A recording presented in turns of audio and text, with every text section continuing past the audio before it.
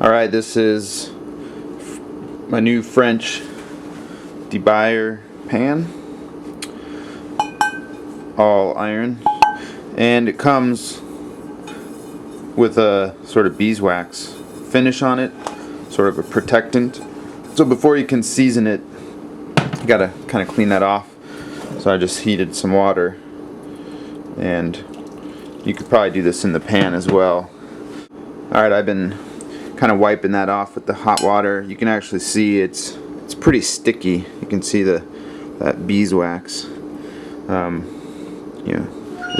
Is stubborn. So the key is just kind of hot water, bar towel.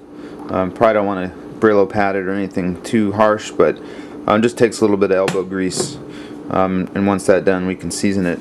Okay, got the wax off. I admit that's a bit of a hassle.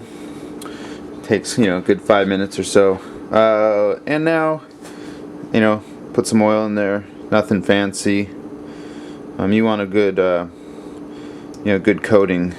It's just gonna get thrown away, but it will pick up the rest of the beeswax and whatnot. So you basically put your burner on high.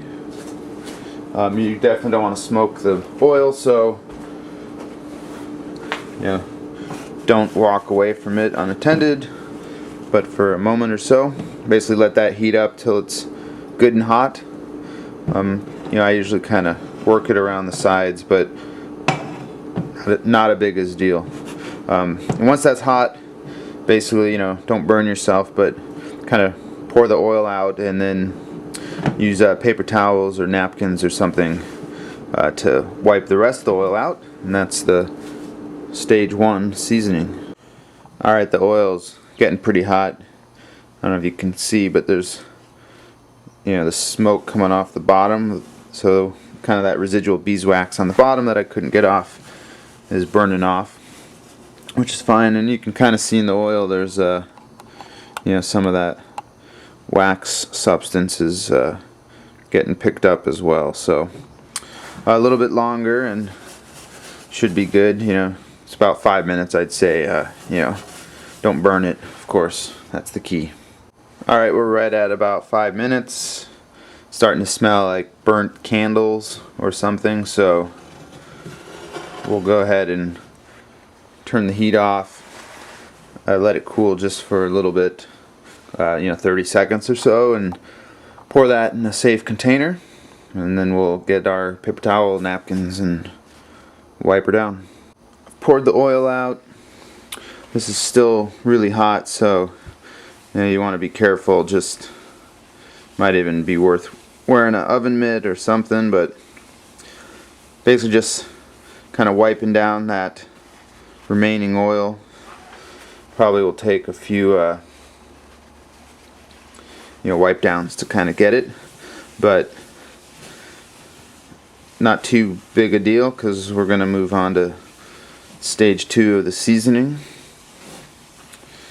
So just kind of, once that's all for the most part soaked up, let's put it back on our burner and we'll start the next half of the process.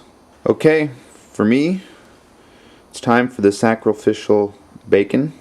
So basically, kind of like a live season, with real meat and fat and protein. So pan's obviously hot, so just toss that thing in there and we'll move it around a bit.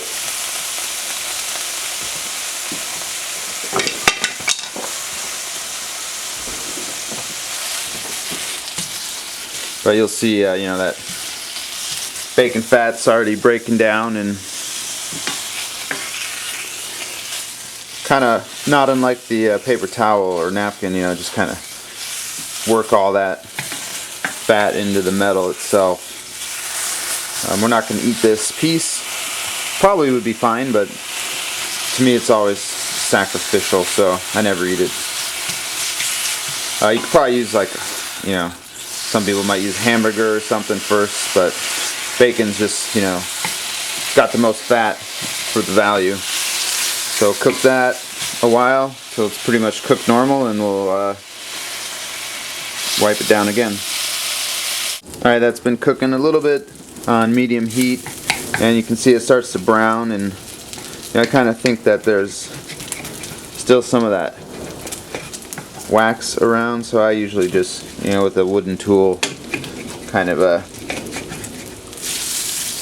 work that out of it like such, and keep it cooking a little bit more.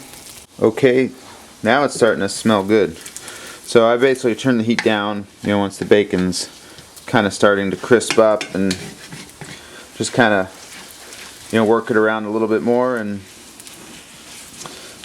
it's not going to be something you can rush, just like a cast iron or a wok, pan like this. It's going to take a while to get it really nice and seasoned, but you got to start somewhere. So this is my method for any type of pan that calls for seasoning. It's a good start. Ditch the bacon and the grease. So basically, one more time, I just kind of wiping that. Still going to be hot, but just kind of do it as such, and you can see it's picking up some of that extra grit and grime from the bacon and wax mixture. But this is a pan that's going to need some burgers cooked in it, more bacon, sort of that more rustic fare, until it's really seasoned to where you're going to do eggs and such. Until then it's not going to be as non-stick as you might expect if you're coming from traditional non-stick cookware. So let that cool. Just give it a regular wash as recommended. No soap, no dishwasher, just sponge and elbow grease. Well, you can use a little bit of soap, but generally, once it's nice and seasoned, you don't want to be using soap on seasoned pans like that. Just hot water, and that's this pan's ready to live a long life.